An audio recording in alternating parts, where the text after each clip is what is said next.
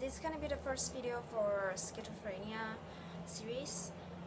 This book, this video just gonna be on one book only because this book doesn't exactly fall into schizophrenia or schizoaffective, but what happened to this author is that she went through some experience that is similar to schizophrenia, and it was because of some problem in her brain that caused her to have hallucination, to act weirdly, to have other symptoms of schizophrenia. But at first, when I ordered this book, I thought it was a book on schizophrenia, but it turned out that it wasn't. So I was a little bit disappointed with the book, but overall I think it was a nice account of what she went through, and yeah. So this is the book. It's quite a famous book because the author, Susannah Cahalan, she is okay. This is the #1 New York Times bestseller. She's actually an award-winning memoir, an instant New York Times bestseller that goes far beyond. Okay, whatever. Anyway, it's about this young lady. Of course, it's not her. I don't think this is her. Let me see if I. Okay, this is the real her. With a doctor who saved her life. So you can see here she is really young, and so this is just a cover. So this is the book Brain on Fire, My Month of Madness, because you can't see it. My Month of Madness. This book is about this 24 years old woman who woke up in the hospital room and strapped to her bed, unable to move or speak, and had no memory of what happened earlier. So it's like days earlier she was having this normal life with everything going for her. She is a journalist or somebody working in the news department. She's not a news reporter, but she's a writer, and she's working there, and she's just doing so great in her career, and all of a sudden she descends into madness. So there was no explanation for it. She just suddenly started acting weirdly, like she worked at the major New York newspaper, which is probably one of the reasons why this became one of the best seller in New York Times, because she can promote her books there. Anyway, she's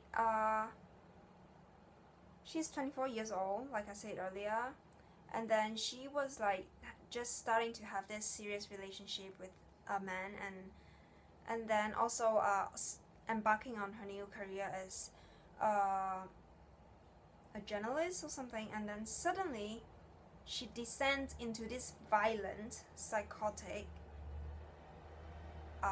episode, which is in the book it's more like narratives, which is like more of a story style, and actually in between, because actually during this episode she doesn't really remember anything.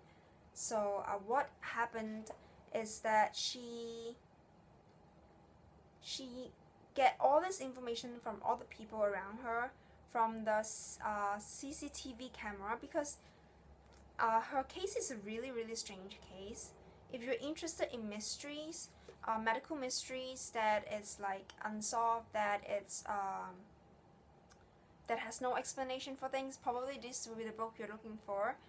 If you're looking for something that is really into schizophrenia, then probably this will be a little bit disappointing, although her symptoms does resemble schizophrenia. And then because she does not have any memory of what is happening to her during this, I think it's more than a month, when she went through this episode, until she was finally diagnosed and cured by this doctor whom she took the picture with. She could only remember bits and parts of what happened, and the rest of it recounts memories from the people around her. Also, because she is such a special case, she is often monitored on the CCTV, so she get information from there, and also from the hospital staff, where they keep a record of everything that is happening to her, because like for any unusual case in hospital, as usual, they would keep a record of things and to keep check. Even normal regular medical ward, they would every shift the nurse would have a brief recount of what's happening to the patient and what she's doing and how she's doing. Yeah. So this is how she get her whole story together. So basically what she experienced was that she was I forgot what is the word for it, like what is the technical term for it. She was moving around like a zombie, you know, with her arm outstretched, with no emotions at times, and then like at times she would like I think doing violent things to people around her, and then she would be like a little bit like epileptic things there, and then she would repeat things over and over again with no memory of what she just said, and then she would ask it again. She would ask the same question again. She would say the same thing again, and then sometimes she would say like she knows that her brain is not working as well, and it's having all these difficulties, but then she still try to communicate with people. And then there were times she couldn't communicate at all. She was totally emotionless. So this is just a little bit strange. She went from doctors to doctors until she finally came to one who checked her brain. I mean, she was having brain imaging and all that, because her family would never accept like why their daughter suddenly descends into this kind of strange problems, which has never happened in the family history before. So they finally came to this doctor who has done a lot of readings and research, and finally they discovered the cause of her illness, which was something that was happening in the brain. And then they tried to she went to therapy and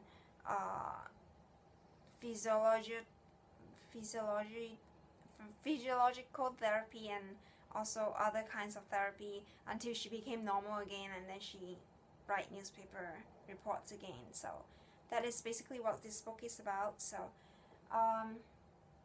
like what I said earlier, if you're looking for schizophrenia book, then this is probably not the book. It will be a little bit disappointing, but it's a very good account. She writes very well. That's why she is the bestseller at that point of time. So check it out if you want this, if you're interested. So see you.